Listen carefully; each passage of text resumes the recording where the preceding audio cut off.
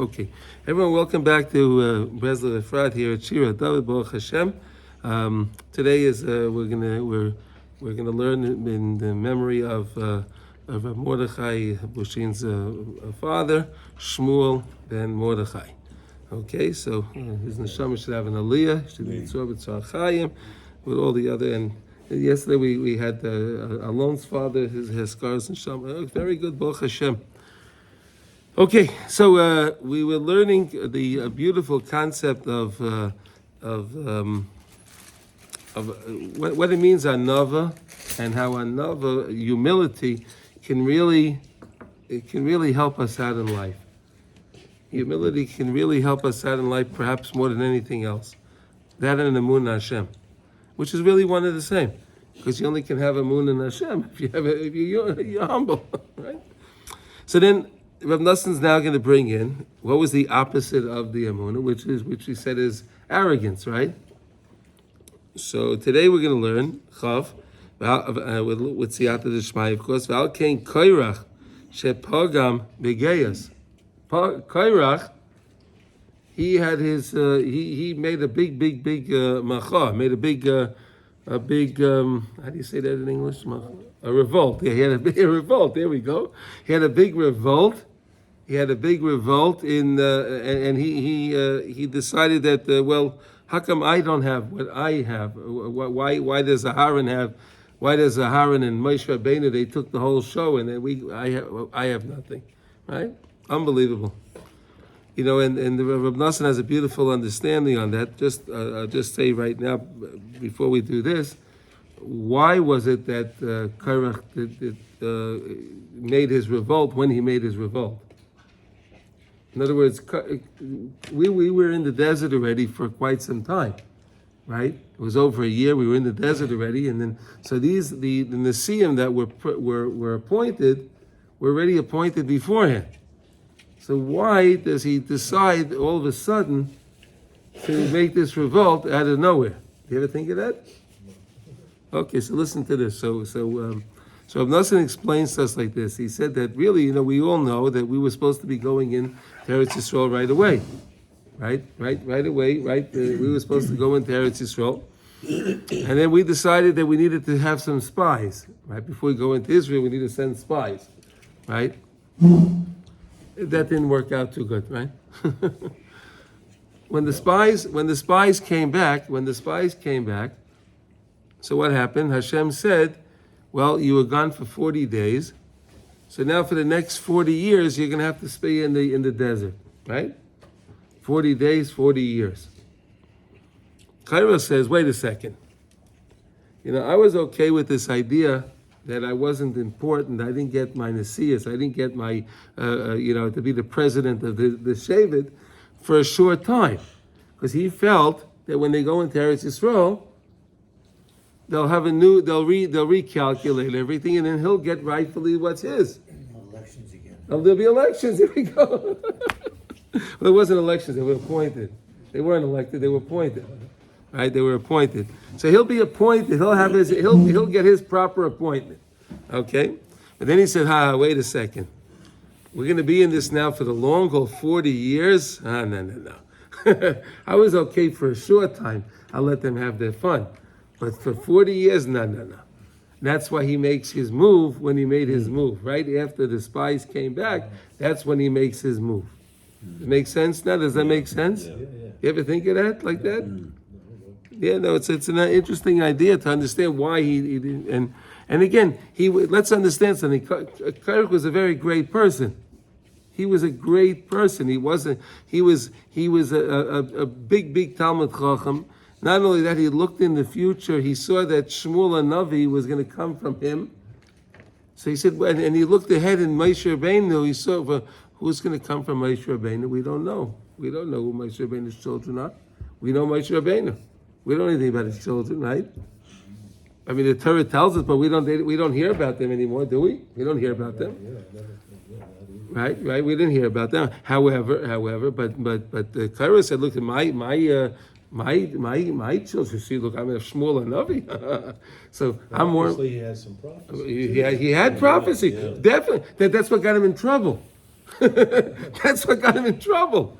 But again, if he would have had that and he would have thanked Hashem, that wow, I'm going to have someone that comes from me like Shmuel Hanavi and thank Hashem for that. He saw that, but instead, you see what can happen. He used it the other way around. He used it for the arrogance, the gaiva, and not to become more humble. Right? So let's see what Rav Nosson says today over here. Okay. Ki kol hamachloikis sheloi al Moshe v'Aaron haya rak al yedei goydel geusai shehiskane b'gedulas Aharon v'nesiyas el Yitzafon. Right, Yitzafon was the president of the Shevet. All right, and he figured that Elitzafan's a great guy, but I'm better than him, right? and Aharon, why is Aharon so? Why does he get everything? Well, we learned already that Hashem was so pleased with Aharon when he met Moshe, and he had that great joy in his heart. Korach didn't know that. He didn't know that. Or maybe he did, but he didn't care. Right? We don't know. Okay. Valkein Amalei Moshe Biker V'yada Hashem es Asher Loi. Again, look what Moshe Rabbeinu does. He says now he uses the mid of Erech Apayim, right? Korach comes to him, right, and he says he starts making all these accusations. 250 men coming against Moshe and Aharon, right? So what does Moshe Rabbeinu say? Let's wait till the morning. We'll deal with this in the morning. Most people wouldn't have done that, right? Look how refined Moshe Rabbeinu was, where these people are attacking at him, and he doesn't say, hey, not for nothing, but Hashem appointed us. He didn't say nothing. No, we'll see in the morning. You ever think of that too?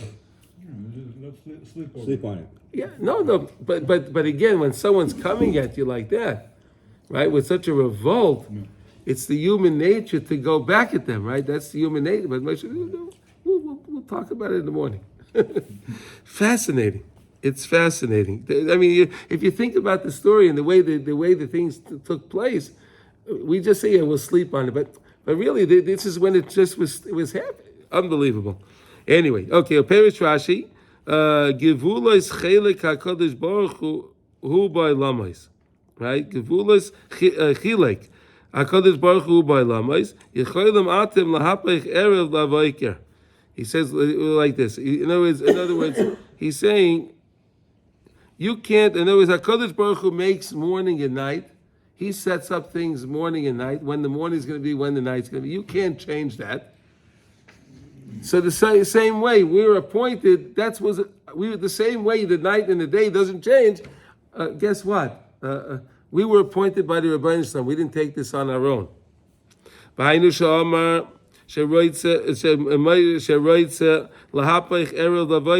like you want to do this, it's like you're changing over day and night. Right? Unbelievable. The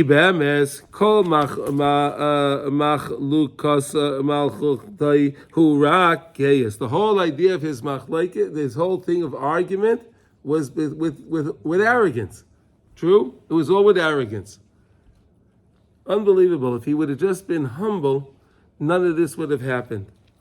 But he said, "What I'm doing this l'shem shemayim. Listen, I'm a great person. The people need me. We're all holy, right? Kulam kedoshim. We're all holy. Rav lachem b'nei Levi, right? That's what he says. He makes these big statements that he's such a good guy. Ki heipecha emes v'amashem ekane kinas Hashem tzivakos. He's coming there now to go to take care of Hashem. He's trying to be because you took this from Hashem. And now I'm going to come and protect Hashem, so to say. Okay. Unbelievable how he flipped it around. Unbelievable. All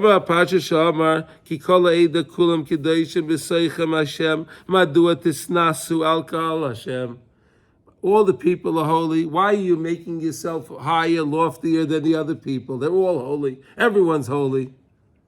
He introduced communism, right? Everyone's the same, right? We're all equal. Everyone's equal. And you say if he lived today, he could be publisher of the New York Times. He would, right? He would be, right? What's that? He could be publisher of the New York Times. Kilu mekane b'shvil Yisrael, as if he was Makani. He had the kinna, he had that jealousy for the Jewish people. Like he's taking on, he's representing the whole Jewish people here.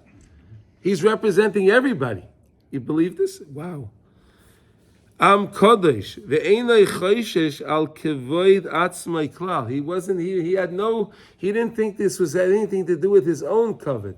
This was only for everybody else. He's doing it for everybody else.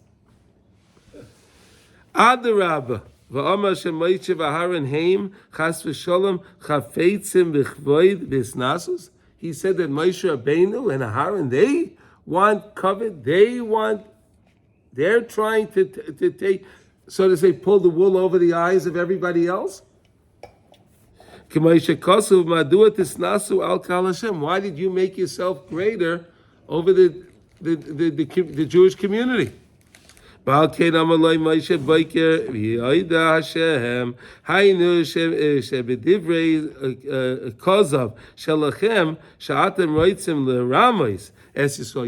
to trick the Jewish people. You're trying to do this. So again, like we said before, the same way it's HaKadosh Baruch Hu makes the morning and makes the night. And that can't be changed. We were appointed by HaKadosh Baruch Hu. We're the leaders. What do you want from us? And Moshe Rabbeinu could have said to him, hey, wait a second. You know, I stood there for 7 days arguing with Hashem that I didn't want this job. He could have told him that, right? I stood by the burning bush for 7 days arguing with Hashem. I don't want this job. Now you're telling me I took the job? I had no choice. No, if you really think about it, well, Moshe Rabbeinu was with 7 days with Hashem. I can't do this job. 7 days. Could you imagine arguing with someone for 7 days consecutively? Yeah. Really? No. It's fascinating. No, I mean, we say it, but if you really think about it, 7 days he's arguing with Hashem. I don't want this job. Now here, this guy comes along, Korach. No, you made yourself lofty. You took this position. No, I'm just showing you that Moshe Rabbeinu knew the truth, but yet he didn't say a word. He didn't say anything. That's so fascinating. He didn't say anything. He had plenty to answer. He was 100% in the right. He had plenty to answer, but he says nothing. But isn't it because it's Korach is not going to care anyway. It's meaningless. Why say it? I understand, but many times we have an argument with someone, and it's not going to start mean bringing anything, out but we the- have to get our point out. Right. That's the point here. That's what we're trying to say. Sometimes people feel I have to say the last word. And this is all done in public too, so there were a lot of people around. Yeah. I know, but I think it Well, he had shows. 250 men, right? He Well, came he with, had, and there were yeah. other people there too. Well, on Moshe's side, watching all sure. this going on, so, like, what is this? yeah. But I think the lesson is you're better off not bringing out any ammunition, any defense. Well, sure. Well, that's what we're saying. You want to change morning and night. In other words, you can't do that. You can't be the leader because we didn't take these. Hashem gave us these positions. We didn't take these positions, and that's such an important thing to realize. That's such an important thing. Rashi Sham, Hashem bein or l'choshech kach, so too vayavdel Haran l'hakdishay. So HaKadosh Baruch Hu separated Aharon the Kohen. He made him holy. HaKadosh Baruch Hu made Aharon the Kohen. And that's why we have the Kuhuna today, right? It follows down from Aharon's children. Vayavdel Aharon l'hakdisha. Why ki kedushas Aharon nimshach me'anova amitis shehu bechinas v'ra'acha v'samach b'livai. You see, he says it again now. And where did the kedusha, where did the kahuna come from? He saw Moshe Rabbeinu again, right? And when he saw him, he was fully joyful in his heart. He had no kinna, no type in his heart at all. He was purely joyous for Moshe's success. It's a number. Again, we said he's the older brother, and now the younger brother comes in, and he's now the leader. He now runs it. That's not easy to do, right? That's not easy. Okay, now. Okay, Havdalah bein or l'chayshech bein moves l'chayim ki anova amitis hu bechinas chayim. True anova, true humility, that is actually life. You like that? You ever think of that? Being truly humble and truly accepting of all of what Hashem, again, like we said, you have to have both. We have to have both aspects, right? We have to have the aspect of the gedula shebekdusha, right? In other words, I have to feel that I'm special, that I have my neshama, right? I have my nukudas taivas, I have my good points in me. And that's what's going to drive me to learn more Torah, right? That's what I need to use to learn more Torah. But then when I study more Torah, the bi'uri of the Torah, the bi'urim that I make in the Torah, and the yitznoitzus hamayach that I have, that makes me realize, wow, this Torah is vast. This Torah is amazing. This Torah is something it's not something from this world. And that makes me humble. That can make me more humble because I realize I thought before I knew everything.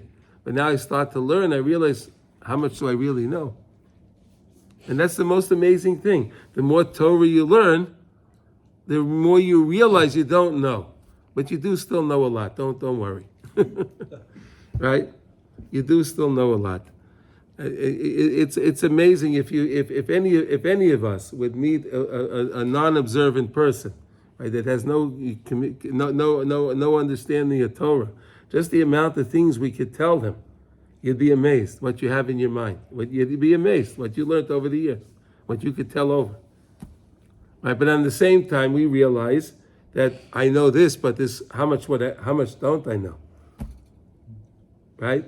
But don't discount what you do know. All right? That's in a his iris hashena. Look what Rav Nosson is saying. That's awakening of sleep when I'm humble, when I realize it. Because again, any time I meet people, and if I have that midah of anova, so no matter what they say to me, I won't get bent out of shape. Right? We only get bent out of shape if the guy says something to the person. And he's haughty, he's arrogant. So how can you tell me that? But if the person's a humble person, okay, right? What's going to happen? They used to say that sticks and stones will break my bones, but names will never harm me. Right? You heard that? Right? Yeah, as a kid. Yeah, but that's not right. No, it's not right. No. I mean, that's what. No. We can use that let's use that in a positive way, right? In other words, that okay, if the if someone comes over and beats somebody up, okay, you got to protect yourself, okay, of course. But they're telling you something, and you're humble. Just let it slide. Let it slide. Yeah. It's in Yiddishkeit, like in the Goyish world, like humbleness is, It's a shlamazel. I think Winston Churchill once said, I think he was talking about Anthony Eden. He said he's a very humble man and he has a lot to be humble about. He's a very humble. He has a lot to be humble about. Wow. Okay. Wow. He had a mouth. He did. Wow. Winston. Yeah. Okay. Bechinas Or Yom, which is the whole idea, like we keep saying over here, the anova is really what separated Aharon and made Aharon who Aharon was, and the success, and it had nothing to do with what Korach was saying, and you really see how damaging arrogance is, and Rav Nosson gave us the perfect example. The perfect example. And not only that, it deludes the person's mind. You don't think correctly, right? You don't think correctly when arrogance gets involved. You're not thinking. You don't think, and that's the problem. And we see that, so we have to always remember the important lesson from Aharon HaKohen. Let's go a little further now. Chaf Aleph. Okay, any questions on this? We understand this. What happened with Korach now? Yeah, no one says that. Wow, this is great.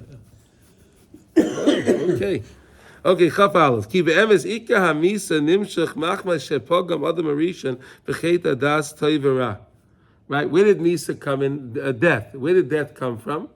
When Adam Arishan ate from that tree, right? That's when Hashem introduced death to the world, right? With that time, the world was not even a day old, right? It was only a couple of hours. Creation was only completed a couple of hours ago, and right away death is introduced. Shepogam begeyas, because again, Adam Arishan also had his blemish was with being arrogant. Why? The snake said to Chava, why does Hashem not want you to eat from this tree? Because if you eat from this tree, you can become a god. And God ate from this tree, and that's how he was able to create. So therefore, he doesn't want to have competition. So don't eat from the tree. That's why God said to you, eat from every other tree, just don't eat from this tree. See how he switched it around, the snake? Unbelievable. Begeis. Shemisham hamisa, and that is misa. So we said the opposite. Anova is chayim, anova is life, and arrogance is death. Okay, now, ve'ikra hasitra d'maisa hu shenifredes hanefesh me'aguf. The whole idea of the side of death, the sitra d'maisa, is that there's a separation of the nefesh from the guf. The nefesh separates from the guf, right? The body is the body. When the nefesh leaves the body, what happens? The guf is, what happened? No, we're following you. Did I do something wrong? No. Okay. I did. I turned the page too soon. Oh, okay. וזה נמשך מפגם, דהיינו שאין זויכן לענוב אמיתיס שהוא עיקר החיים על כל האיבורים. Really, we have the anova, like we said, from Moshe Rabbeinu, that Moshe Rabbeinu left for us, right? Each and every one of us has anova, humility in every of Moshe Rabbeinu in every one of our limbs. But we said that the problem is that it's dormant. It's there. Moshe Rabbeinu gave it to us. We all have it, but it's dormant. We have to work on it. So that's what Rav Nosson is telling us, that again, our tefillin can help us constantly wake up that humility that we have in every single one of our limbs. It's amazing, right? Humility. Is there a source for that? Right?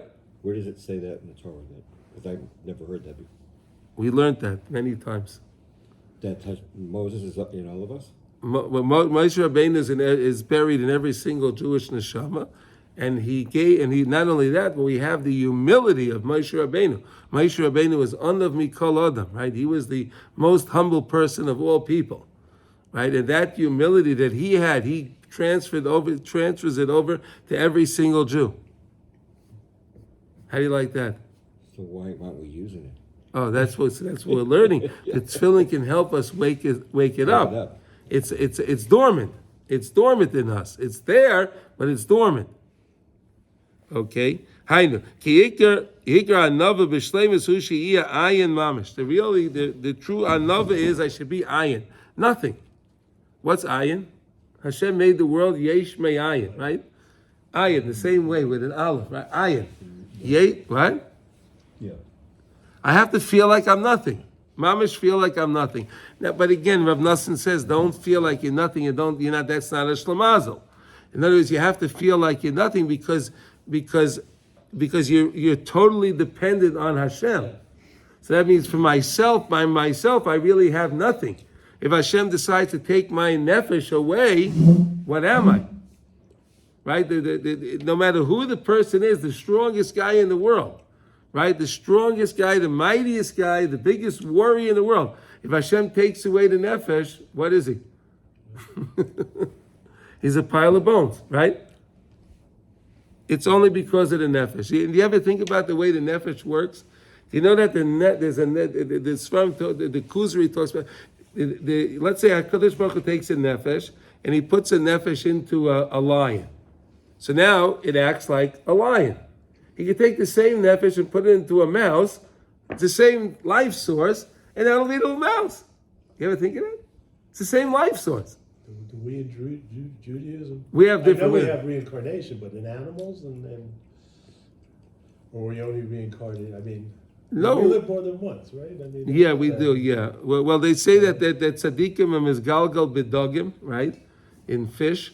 That's what they say, fish. And that's why we eat fish on Shabbos, right? We're supposed to try to eat fish on every one of the Sudas. We try to eat that, right?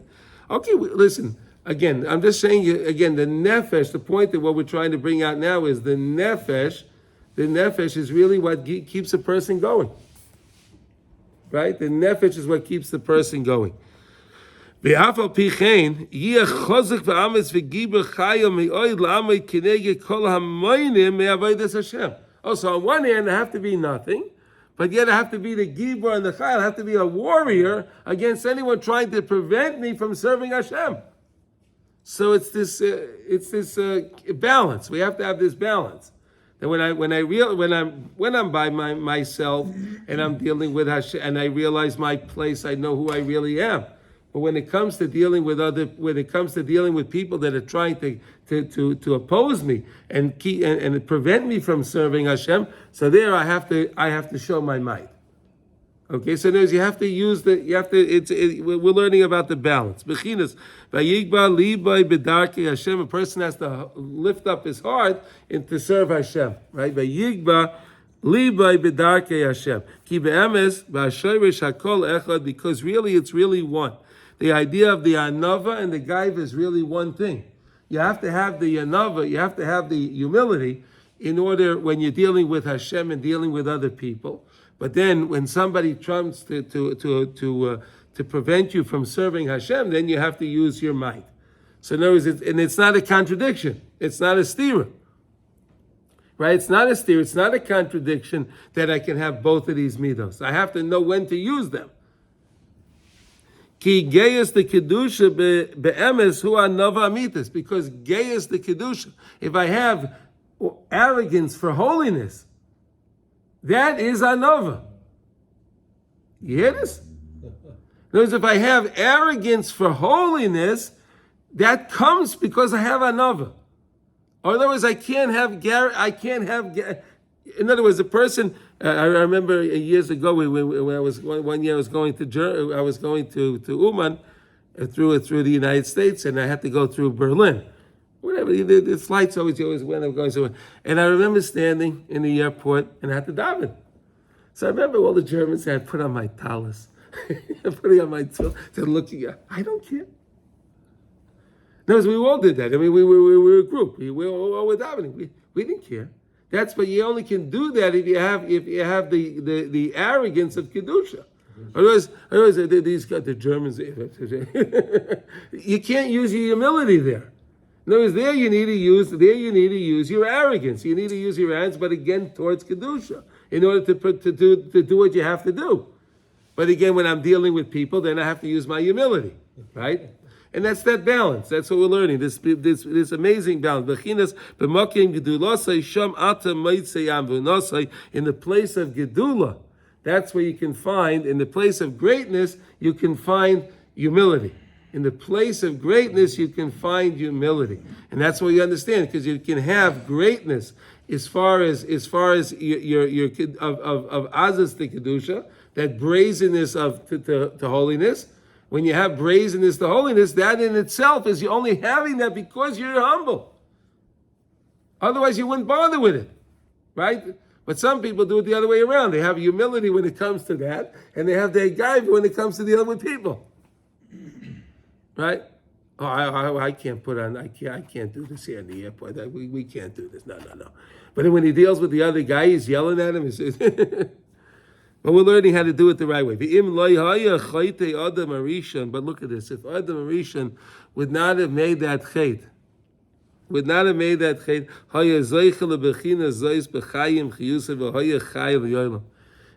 had he not eaten from that tree when he did. In other words, he was supposed to eat from the tree when Shabbos came.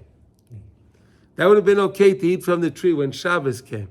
But he didn't wait till Shabbos. And that's why this was the whole thing came about. And again, one thing I learned from Reb Chaim Kramer, my dear Rebbe, was that people will ask today, what do I have to do? Why am I suffering for Adam Arishon? I mean, he decided to eat from that tree back then. Why are we still paying the price for that? You ever think of that? Good question. All the time. What? Good question. This guy messed up so much. So much suffering came from this. Came from this. He really blew it badly. Right. So to listen to this. So when HaKadosh Baruch Hu created Adam Arishon, all of our neshamas were in Adam Arishon.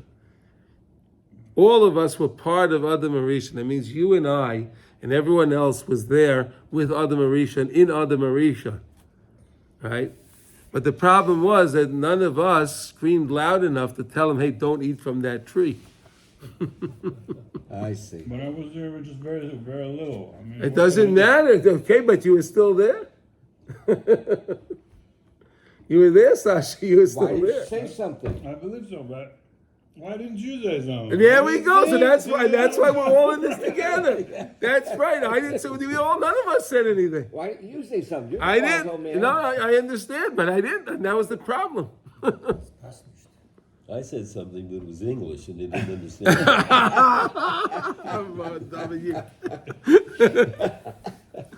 No, they didn't have English at that time. That was funny. I like that one. It made me laugh. Yeah. Very good.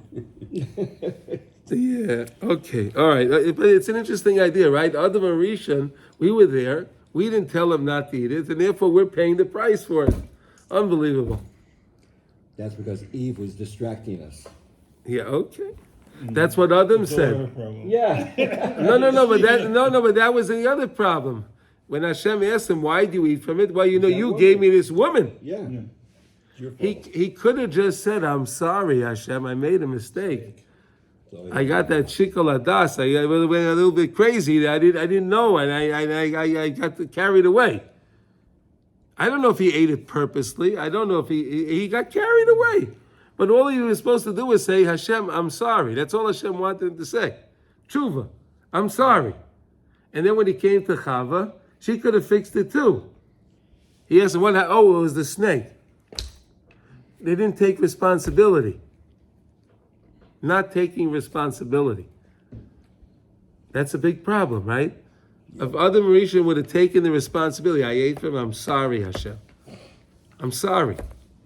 Everything would have been okay. And if Chava would have said, I'm sorry, that would have been okay as well. Because each take a gufay. Right? If she would have said that she made a mistake, and he would have been absolved from that also, we would have been all okay. And if the snake said he was sorry, I don't know. We don't care about the snake. Yeah, okay. Yeah. Listen, my thing I'm always thinking about is, how did the snake get into Gan Eden? That's what I was trying to always figure out. And I didn't get an answer. What was the snake doing in Gan Eden? Hashem put him there. I understand. But So the why snake did he put him? in Gan Eden? The snake. I spent time thinking about this. I'm trying, wait a second, the snake was in Gan Eden. What's he doing there? But you see how Hashem set the whole thing up, right? Hashem didn't have to have the snake there. He could have had something else there. Why the snake? The Nachash, which is Amalek, which is part of the Sitra, the Mice, everything. Puts him there all the time. Yeah, I understand. It's our job. No, but it was right in the very beginning, David. It was already in Gan Eden. That's where they were. They weren't in this world. They were in Gan Eden. They were in Gan Eden, and the snake was there in Gan Eden. This all took place in Gan Eden, not down here. Remember, Hashem then sent him away, sent him out of Gan Eden to come to the world. Fascinating. Ki'ikar chayim hu dafka chibur hanefesh v'haguf v'shorish hanefesh v'haguf nimshachim v'chinas hanava v'geris.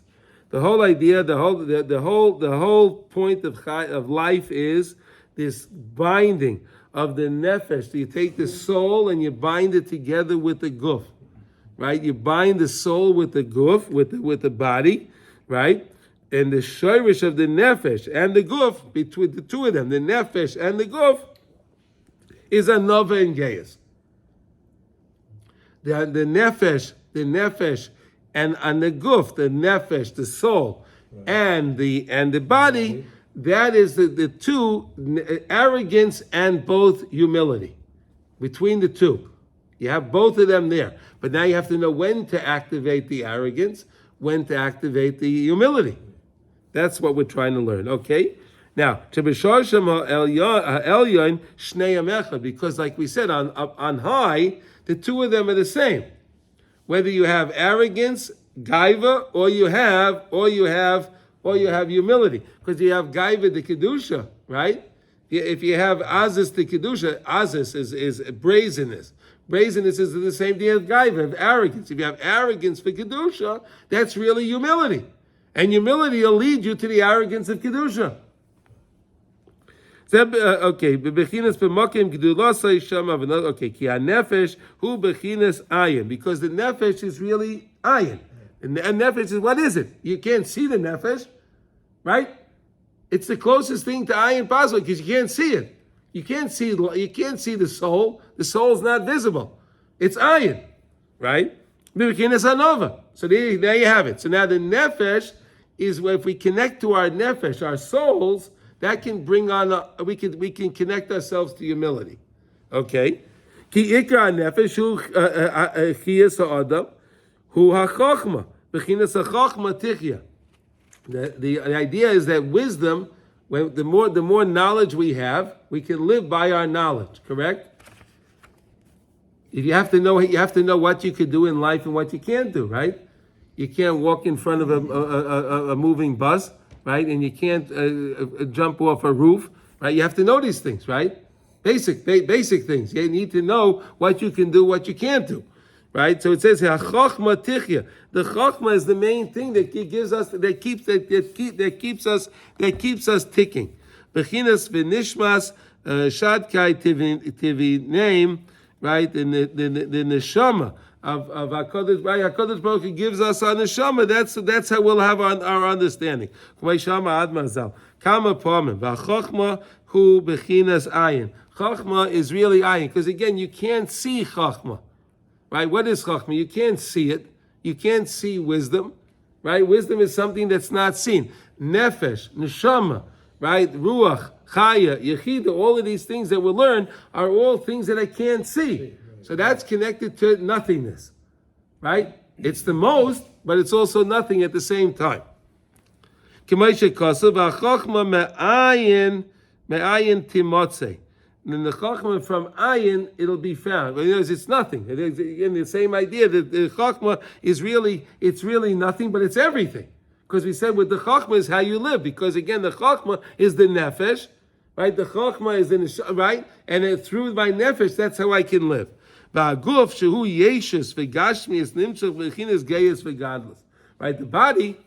body that we have, right? That we said that we have the body and we have the nefesh. So the body is part of the gayus, the arrogance and the greatness and the haughtiness. It comes from the side of the body. Shemisham kol hayeshes shabayim. That's where all of the is comes from in the world. The yeshus, the matter, all. I don't know how you say yeshus in English. Do you have a good way to say yeshus? Existence? No, not existence. And matter. A yeshus, like all matter. Substance, matter. All matter comes from this idea of yeshus. Yeshus sheba'olam. Shehem bechinas hagedula v'riboy, and all the excess things and all the nonsense that the body wants. Aval b'shoshim shneim echad, but really in the shirish they're really one. You hear this? In the shirish they're really one. In the root where they come from, they're really one. Because really the whole idea, the nefesh needs the guf, and the guf needs the nefesh, right? So the guf, but you can. That's what we're learning, how to train the guf to work together with the nefesh, to train the guf to work with the nefesh, because they both need each other, right? The nefesh wants to elevate itself, but it can only elevate itself from being in the guf. And the guf says, well, I want to relax, and let's go to the beach, and let's go to, we want to go here, right? That's the guf. But the nefesh is saying, but wait a second, no, what about we got to go daven? What about we got to go learn? The nefesh wants to do other things. We can't go to the beach. There's a problem with preachers there. There's a problem. How can I do that? The nefesh says, but the body says, but I like that. The nefesh says, but we can't do that. You see the fight that's going on constantly. There's a fight going on. But the whole idea that we keep learning, and then why is this part still in tefillin, is because, again, the tefillin can help fix my mind. To fix my mind, to make me realize that I have my neshama. I have this nefesh, right? I have this nefesh, and I have to give it a little more credence. I have to give my nefesh a little more. I have to pay more attention to my nefesh. You got it? I got to pay. We have to pay a little bit more attention to what our nefesh wants. It's very easy to pay attention to the guf, but the problem is we're learning is how to pay attention to the nefesh and have the guf to work together with the nefesh in harmony. Because we're saying they're really in the shirish, they're one. In the shirish on up on high, they're really the same. The nefesh, the nefesh and the guf, because you have godless gaiva, right? Gaius is the same thing as anova ayin up on high. Down here it's not. And how does it manifest? Like we said, when you have the azus to kedusha, when you have that brazenness to serve Hashem, right? Your family member, like everyone that we go to, those that go to Uman, right? So the families are saying, "What are you doing? Why are you going there? Why are you not with your wife?" And all of that stuff, right? That's all you need the azus to kedusha to say, "I'm going anyway." I'm going anyway. No, Baruch Hashem. No, I'm sorry. Well, how do you know when Yeah. you need shalom bayit versus go to Uman? How do you know when you need shalom bayit? Okay, so that's a very good question. That's a very, very good question. And the real answer is if you beg Hashem and you daven to Hashem, so then your wife will want to do what you want what you want to do. Because really our wives are very in touch with what we really want. And they know what we really want. So if I really want to, go on vacation, and I tell my wife I want to go to Uman, she knows you don't want to go to Uman. What are you telling me? What are you telling me you want to do? The wives know us, right? But if a person really wants it, he shows it. And again, the person is more humble and he's working on it. So then the wife realizes that she's okay. If that's what will make you happy, so go, right? Yeah, I was blessed because Ellen, right at the outset, oh, that sounds wonderful. Wow, you see that? No, nothing at all. Okay. Well, thank Hashem for that. Yeah. Thank Hashem for that. That's not small. Thank you, Hashem. Yeah, that's not small. That's not small. But again, I'm sorry I brought that up. But again, you have to understand when you have. It's with anything else also. It's with any other thing. When it comes to serving Hashem, right?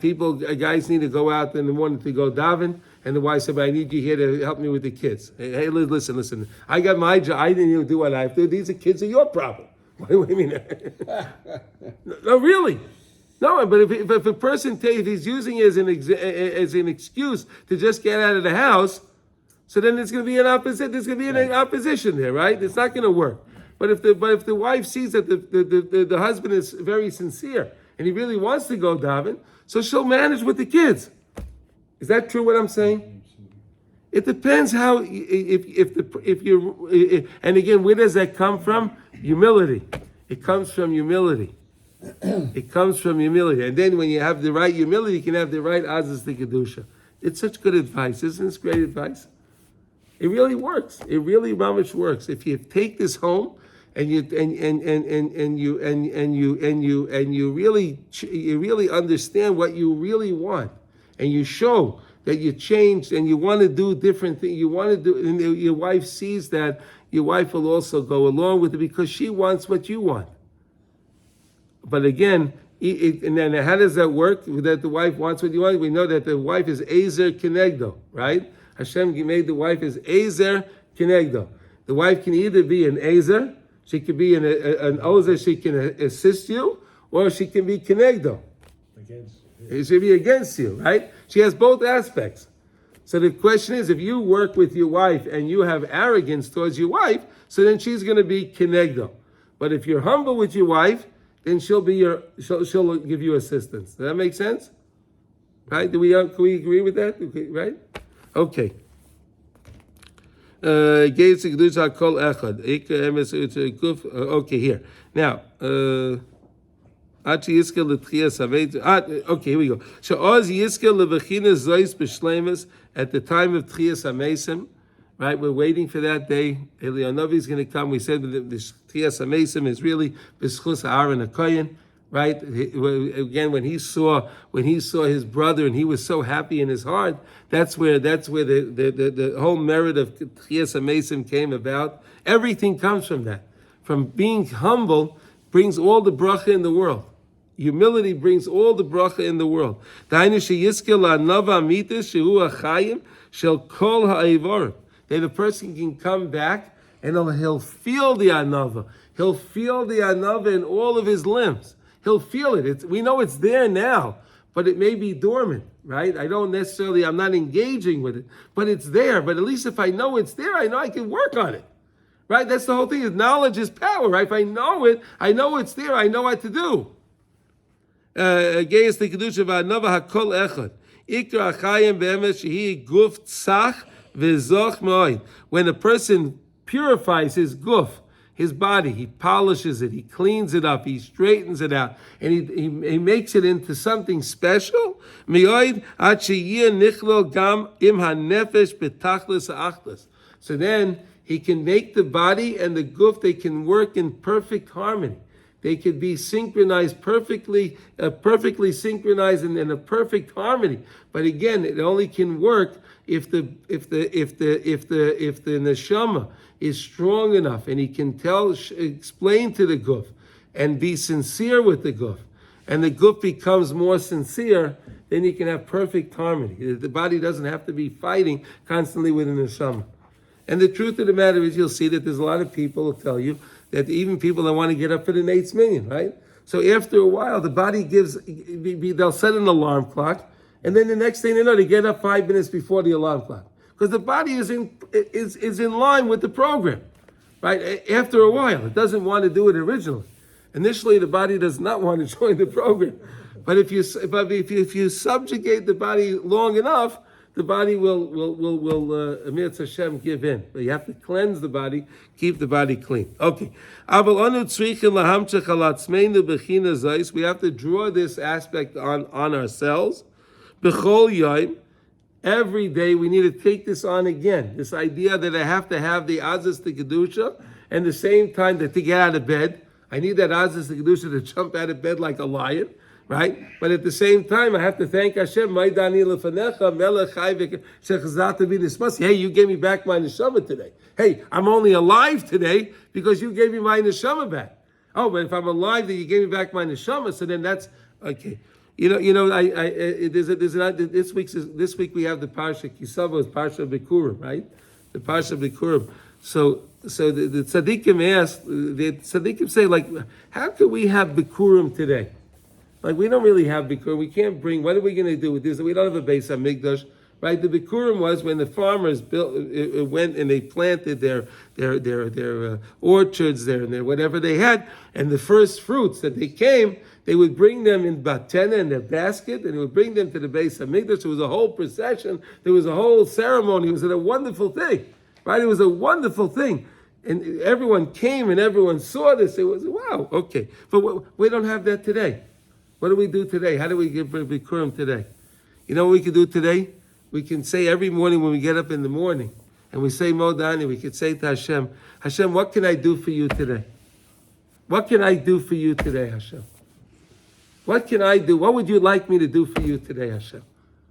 The same way the Bikurim was, right? The farmer had his new fruits, and he brought it to Hashem. Right, Hashem asked him to bring it. It's okay. I don't have a farm. I don't have a. What can I do for you today? Right. That's a beautiful way to start your Isbodedus every day. Hashem, what can I do for you today? Right. The whole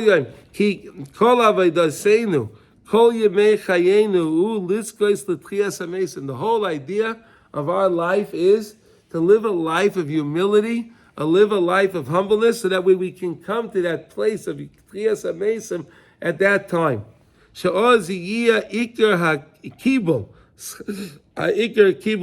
That's the place we're gonna accept our schar, our reward the most.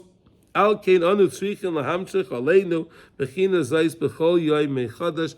single day we have to take this on anew. Every single day we take this on anew. Every single day we have to have both the Azaz the Kedusha, we have to have both the Anava at the same time. And that beautiful balance, how to balance them, and how you're going to say to me, how can that be? Because I know, because up on high, they're really the same. Down here, they manifest themselves differently. But up on high, they're really one. They're really one. And again, when you understand that the Azaz the Kedusha, that brazenness to serve Hashem, and the same idea to be humble, that's an amazing thing. So I think, Chaver, we'll stop over here today, okay? Because tomorrow we're going to start actually in part of the Birchas HaShachar, and we're going to discuss the brachas, okay? Shkoyach, everybody.